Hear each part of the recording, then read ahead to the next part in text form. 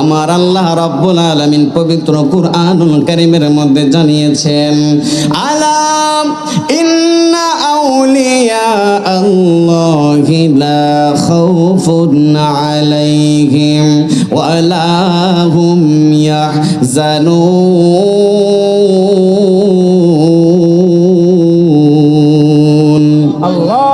আলা এটা হরফে তামবি। এই শব্দ যখন কোন শব্দের শুরুতে আছে সাবধানতা অবলম্বন করা বোঝায়।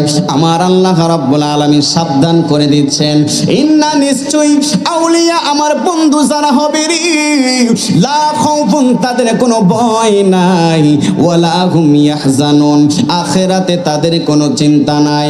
লা খাউফুনের ব্যাখ্যায় মুফাসসিরিনে কেরাম তাফসীরের মধ্যে উল্লেখ করেছেন, লা খাউফুন ফিদ দুনিয়া ওয়ালা হুম ইয়াহজানুন ফিল আখিরাহ, মানে আল্লাহর ওয়ালিগণ দুনিয়াতে কোনো ভয় নাই, আখিরাতে তাদের কোনো চিন্তা নাই।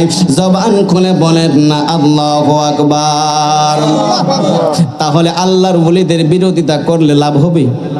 লাভ হবে? কারণ আমার আল্লাহ উনাদের জন্য বলেছেন উনারা দুনিয়াতে চিন্তিত হবেন না, আখিরাতেও চিন্তিত হবেন। আল্লাহর ওলিদের বিরোধিতা করে আমরা কিচ্ছু করতে পারবো? কিচ্ছু করতে পারবো না। আমি বুখারী শরীফের 6502 নম্বর হাদিস আপনাদের সামনে আমি তেলাওয়াত করেছিলাম।